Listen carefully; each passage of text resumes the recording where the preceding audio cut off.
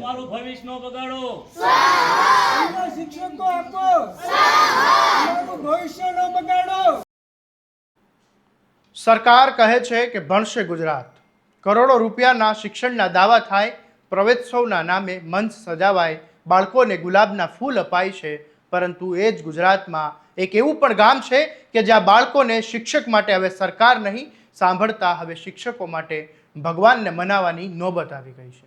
અહીં પુસ્તકો છે, વર્ગખંડ પણ છે, બાળકોમાં ભણવાની ઈચ્છા છે, પરંતુ શિક્ષકો નથી, એટલે વિદ્યાર્થીઓ અને વાલીઓએ શાળાના આંગણે જ હવન કરીને ભગવાનને પ્રાર્થના કરી કે હે ભગવાન, તંત્રને સદબુદ્ધિ આપો કે અમને શિક્ષકો મળે, અમારા ગામને શિક્ષકો મળે, અમારા બાળકોને શિક્ષક મળે। શું છે સમગ્ર મામલો, આવો વિગતે વાત કરીએ આ અહેવાલમાં। ભાવનગર જિલ્લાના ગારિયાધાર તાલુકાના ઝાળિયા ગામની પ્રાથમિક શાળામાં શિક્ષકોની અછતને લઈને વાલીઓ અને વિદ્યાર્થીઓમાં ભારે રોષ જોવા મળી રહ્યો છે। ધોરણ 1 થી 8 સુધીના કુલ 175 વિદ્યાર્થીઓ અહીંયા અભ્યાસ કરે છે, પરંતુ આટલા વિદ્યાર્થીઓ સામે શાળામાં પૂરતા શિક્ષક જ નથી।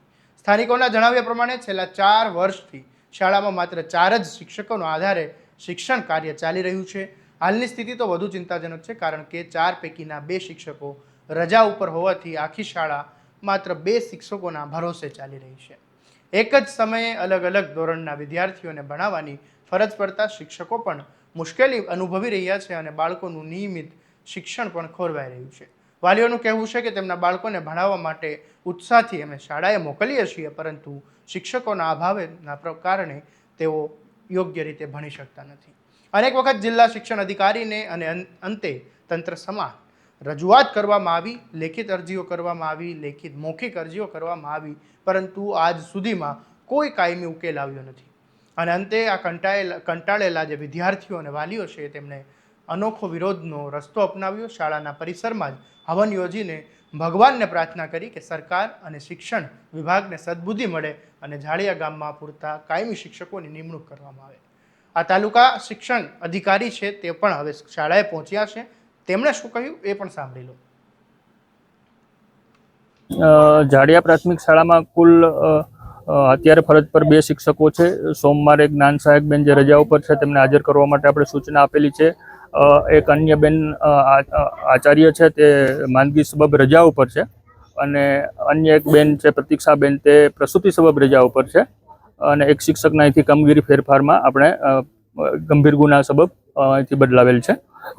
આગામી ભરતી અથવા બદલી કેમ જે પારદર્શક રીતે આપણે સરકારે શિક્ષણ વિભાગની જે સૂચનાઓ હોય છે એ મુજબ થાય ત્યારે આપણે એમને અહીંયા આગામી ભરતી અથવા બદલીમાં અહીંયા શિક્ષકો મળી જશે। સાહેબ, 175 જેવી બાળકોની સંખ્યા છે અહીંયા, જો હવન કરવા પડે એ કેટલું યોગ્ય બસ શાળાના ગુરુજી માટે, શિક્ષકો માટે? જો કોઈ શાળામાં શૂન્ય શિક્ષક થાય તો અમે અમારે પગાર કેન્દ્ર શાળાના આચાર્યને કહીને શિક્ષક મુકાવી શકીએ, પણ હાલ તો અમે કોઈ સરકારની જે પારદર્શક નીતિઓ વિરુદ્ધ જઈ અને શિક્ષક આપી શકીએ એમ નથી। સાહેબ, ગ્રામજનો છે કહી રહ્યા છે તાળાબંધી કરશું,